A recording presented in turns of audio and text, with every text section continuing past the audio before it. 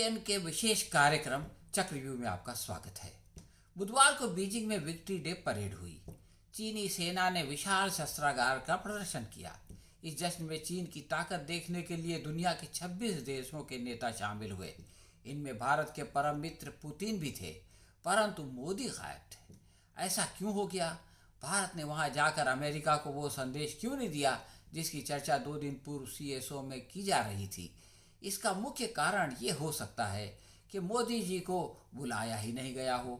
अब प्रश्न यह है कि चीन ने इस अवसर पर भारत के पड़ोसी देशों Pakistan, Nepal, Maldives, Iran, Malaysia, Myanmar, Mongolia तक को आमंत्रण दे दिया, परंतु मोदी की अनदेखी क्यों की गई? ऐसा करके चीन सरकार ने क्या संदेश दिया? यही ना कि भारत के साथ सबसे लंबी सीमा के बावजूद वो उसे अपना नहीं पराया समझता है। वरना जहां किम जोंग के साथ आसिम मुनीर और शहबाज शरीफ मौजूद हों, मोदी जी को तो होना ही चाहिए था। परंतु चीन को अब भी लगता है कि टैरिफ की मार झेलने के बावजूद भारत अमेरिका का समर्थक है, वो विश्वसनीय सहकारी नहीं है।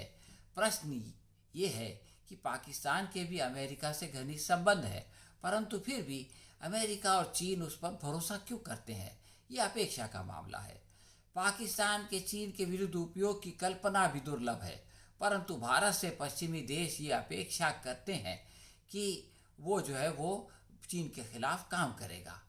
और इसके बाद जब मोदी जी को जिनपिंग के साथ वो गलबैयां करते देखते हैं तो उनका अपेक्षा भंग हो जाती है और वो चिढ़ जाते हैं। इस परिस्थिति के लिए मोदी सरकार की ढुलमुल विदेश नीति मुख्य कारण है। इसे समझने के लिए इतिहास की पृष्ठभूमि को सामने रखना होगा। दूसरे विश्व युद्ध में जर्मनी, इटली और जापान के सामने अमेरिका, यूरोप और रूस थे। अमेरिका ने पहली और आखिरी बार जापान पर एटम बम डाला, परंतु आगे चलकर वो दोनों दोस्त बन गए। रूस और अमेरिका दोस्त थे, शत्रु बन गए और अब भी हैं। जापान की अमेरिका से दोस्ती का एक कारण चीन से शत्रुता है। इसलिए ये चीनी परेड जापान की औपचारिक आत्मसमर्पण की 80वीं सालगिरह के मौके पर आयोजित की गई, परंतु चीन जाने से पहले मोदी जी जापान चले गए। इस प्रकार चीन को गलत संदेश चला गया। उसने सोचा भारत तो दुश्मन के साथ है। कल्पना कीजिए कि अगर पुतिन भारत आने से पूर्व पाकिस्तान चले जाएं तो हमें कैसा लगेगा? यही काम मोदी जी ने चीन जाते हुए जापान जाकर कर दिया। वे बाद में कभी जापान चले जाते तो यह हानि नहीं होती। सुना है जापान की ओर से परेड में शामिल विदेशी नेताओं को लेकर एतराज भी सामने आया। मोदी ने जापान में नकारात्मक संदेश देने से बचने के लिए कन्नी काट ली, क्योंकि भारत अपने महत्वपूर्ण आर्थिक और रणनीतिक साझेदार टोक्यो को नाराज करने से बचना चाहता है। इस प्रकार की दो धारी कूटनीति कई बार घातक होती है और यही हो रहा है।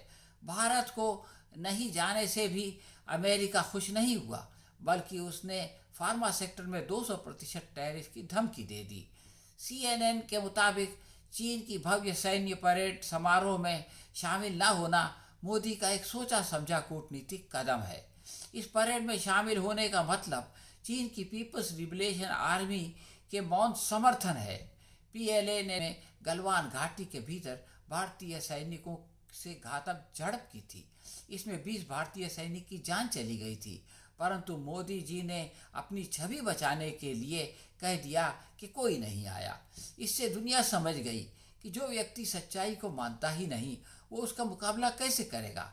PM मोदी की इसी कमजोरी का सभी लोग फायदा उठा रहे हैं और देश उसकी कीमत चुका रहा है। चीन कभी हमारी झील पर पुल और कभी ब्रह्मपुत्र नदी पर बांध बनाना शुरू कर देता है, क्योंकि उसे मालूम है भारत न मानेगा और न प्रतिकार करेगा। गलवान की झड़प और तनाव के अलावा पाकिस्तान को चीन का समर्थन भी इसका एक कारण है। पाकिस्तान को चीन से लगातार समर्थन मिल रहा है। ऑपरेशन सिंदूर के दौरान पाकिस्तान को चीन के समर्थन ने भारत को नाराज किया है। पिछले 5 वर्षों से चीन ने पाकिस्तान के 81% हथियार चीन से मिले हैं, जिनका इस्तेमाल वो भारत के खिलाफ करता है। चीन की सैन्य परेड से दूर रहकर मोदी ने ये संदेश दिया कि सामान्य संबंधों की वापसी संभव नहीं है जब तक कि चीन सीमा पर अपना रवैया नहीं बदलता, पाकिस्तान का समर्थन बंद नहीं करता। परंतु आसिम मुनीर को बुलाकर चीन ने भारत के इस संदेश को नकार दिया। नरेंद्र मोदी की सैन्य परेड से अनुपस्थिति को इस तरह भी समझा जा सकता है कि बहुपक्षीय व द्विपक्षीय मंचों में एक महत्वपूर्ण अंतर है और ये रखा जाएगा। भारत बहुपक्षीय मंचों पर चीन के साथ बातचीत करेगा, परंतु कूटनीति को अपनी राष्ट्रीय सुरक्षा चिंताओं की वास्तविकता से अलग नहीं करेगा। अगर यही बात थी तो मोदी और शी जिनपिंग के साथ द्विपक्षीय बातचीत को इतना महिमा मंडन क्यों किया गया? इस परेड से पीएम मोदी की अनुपस्थिति ने बता दिया कि भारतीय विदेश कूटनीति में विरोधाभास को दूर करने की सख्त ज़रूरत है। इसके बगैर विश्वसनीयता का अभाव रहेगा और अपेक्षा अनुसार प्रतिष्ठा नहीं मिलेगी। हाँ तो दोस्तों, ये थी आज की समीक्षा। हम बहुत जल्द आपसे किसी और विषय पर मिलेंगे। तब तक के लिए आज्ञा दीजिए। धन्यवाद।